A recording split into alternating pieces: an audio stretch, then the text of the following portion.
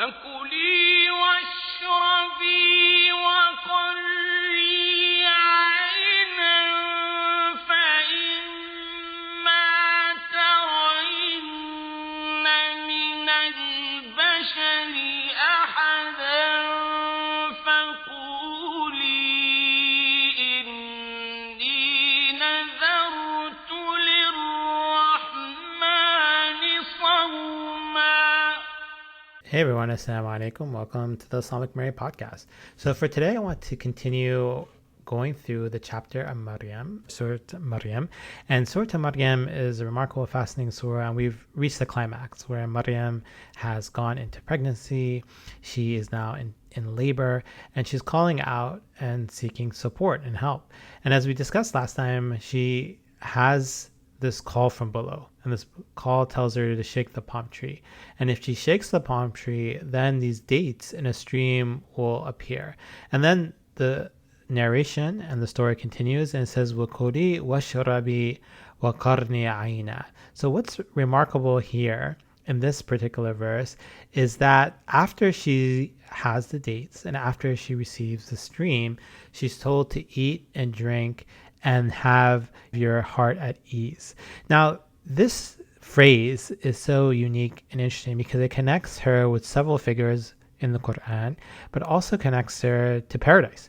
So we see, as we discussed before, that the story in the chapter of Maryam is focusing not only on Zachariah, but also on connecting Maryam with other figures such as Abraham and Moses, Musa. And we see that there is this connection between Qur'anic mothers. So as we discussed before, that Musa, as a child, is thrown into the Nile River. He goes to the palace and he refuses to suckle with any of the women there. And his sister, who is following along, tells the women that she knows someone who can suckle this child. So eventually, Musa is brought back to his mother. And in a particular verse in the Quran, it says, فَوْرَدَدْنَاهُ إِلَىٰ أُمِّهِ. So we returned him, Musa, to his mother, كَيْ تَقَرَّ عَيْنُهَا وَلَا تَحْزَنْ. So we may put her heart at ease and she would not be sad. Now, this phrasing is very similar to the phrasing we just saw, where after Maryam is told that she will have these ripe dates in the stream, she's told to eat and to drink, and her heart will be at ease. That her eyes literally will become cool and in delight. And in a similar way, we see that with the mother of Moses, Musa, that why was he returned back to his mother? That her heart would be at ease, her eyes would be cool and in delight. كَيْ تَقَرَّ عَيْنُهَا. Now, this phrase is unique within the Quran because it's often referred to children. And as we see in the chapter of Maryam, that this phrase connects Maryam with that of Jesus, of her son, Isa. And in the story of Musa, it connects her with her son, Moses. And there are other verses that talk about how children, spouses, and progeny are the coolness of the eyes or the joy of the hearts. So there's a famous prayer in the Quran that's often said for single people who are trying to find a spouse, and it says, وَالَّذِينَ يَقُولُونَ رَبَّنَا هَبْ لَنَا مِنْ أَزْوَاجِنَا. So this prayer begins and it says that Rabbana, so the person here, the believer, is making a prayer and says, "Oh my Lord, هَبْ لَنَا مِنْ أَزْوَاجِنَا." It says, bless us with righteous spouses. And the verb that's used here is hab, which is an imperative from wahaba, and it comes from the idea of God being a wahab, or the bestower, one of the 99 names of God in the Islamic tradition. And this verb, wahaba, is frequently used to talk about children and spouses, but it's understood that children are a gift in many ways from God. So Ibrahim, he makes this famous prayer in the Quran, and he says, Alhamdulillah. He says, praise be to God. لِلَّذِي وَهَبَ لِي عَلَى كِبَرِ إِسْمَعِيلَ وَإِسْحَاقَ. And he says, praise be to God who granted me, and you hear that same verb, wahaba, bestowed upon me when I was old, Ishmael, and Isaac, Ishaq. Inna Rabbi lasami'ud du'a. Like verily God hears the prayer. So we see that this verb is used to talk about children. And this person, this believer, is making this prayer and says, Hablana, grant me, bestow upon me righteous spouses. And this is from azwaj or zoj, which literally mean pairs or groups. وَذُرِّيَّاتِنَا, and progeny. قُرَّةَ أَعْيُنٍ. So these progeny are what? They are the joy of our hearts, the coolness of our eyes. وَجَعَلْنَا لِلْمُتَّقِينَ إِمَامًا. And make us models for the righteous, make us leaders among the community. Now this prayer is so essential, important, that many people actually make this when they're single. And then many people on their day that they get married, they also make this prayer, that they're making the right decision by marrying the right person, and that they'll have good children with this person, with their spouse. And we see that this same phrase keeps repeating itself. You see in the chapter of Maryam, it says, Kuli washurabi wa qarni aina, and have this coolness of your eyes. And then you see in the story of Moses, Musa, kay taqarra ainuha. And then finally in this particular verse, it says, make from amongst our spouse and our progeny that of coolness of the eye.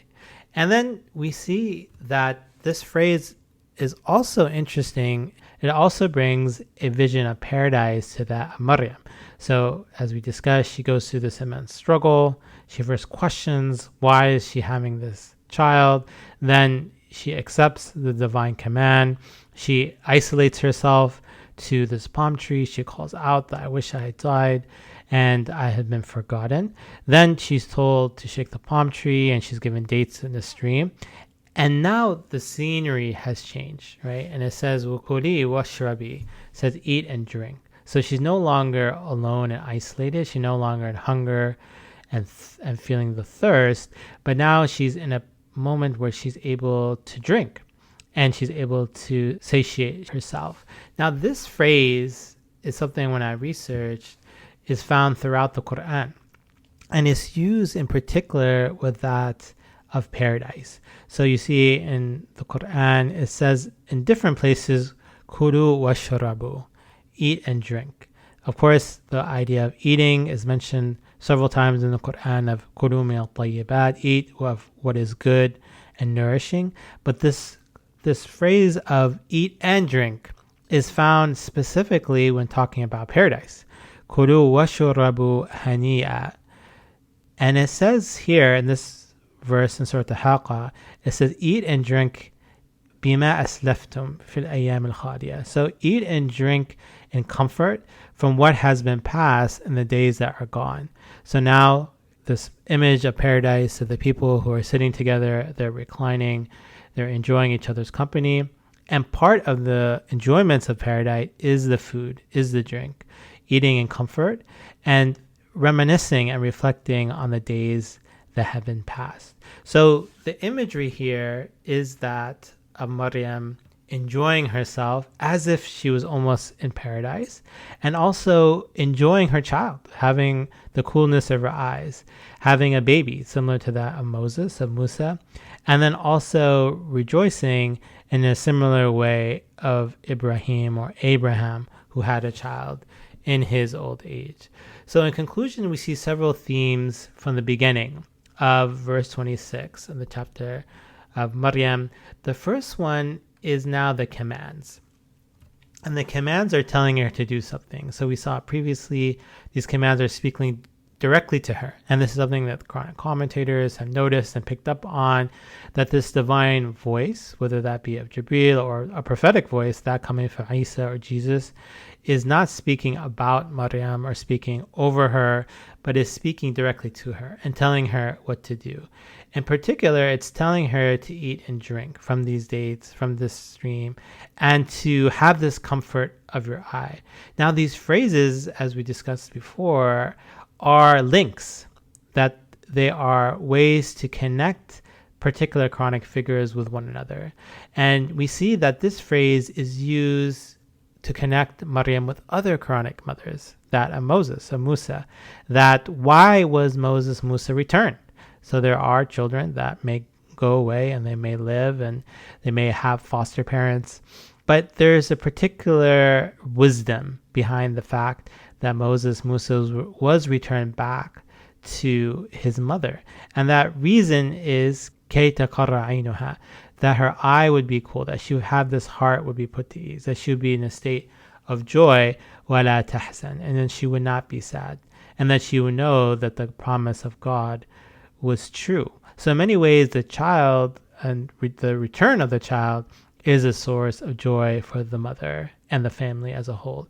And we see this phrase once again used throughout the Quran, but in particular in this famous prayer that's used throughout the Islamic tradition, specifically talking about the idea of gifts and asking for a gift of righteous spouses, of children that are of joy and that will become leaders of the righteous.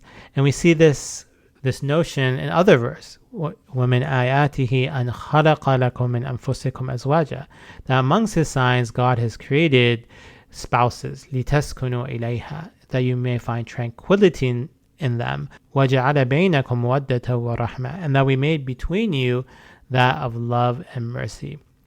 So there is this conception within Islam that marriage and family is a place where you find mercy between a husband and wife, between the children, between partners, between cousins or aunts and grandparents, and you find love, not just hub, but this idea of mawadda, of intense love, and that you find tranquility, you find peace, serenity, that it's a place that you want to be. The home is a place of sakina, of finding oneself and finding coolness of one's eyes. That's a place of joy, of your heart being at ease, and have a twinkle or a delight when you see your members of your family. So thanks so much for listening to the Islamic Mary podcast. I want to encourage all of you to pre-order my book, which just came out on Amazon, but will be available on September 9th.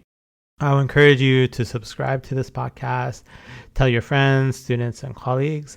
I'm teaching a class right now on interfaith and interreligious studies, and I'm actually using parts of this podcast for my students. Feel free to text me or email me your thoughts and comments. Once again, we love reviews, hearing your ideas, your thoughts on how we can improve, what topics that you're interested in. You can visit my website and you can join my newsletter. We'll be updated on the future publication of the Islamic Mary and its launch. Thanks once again, and take care.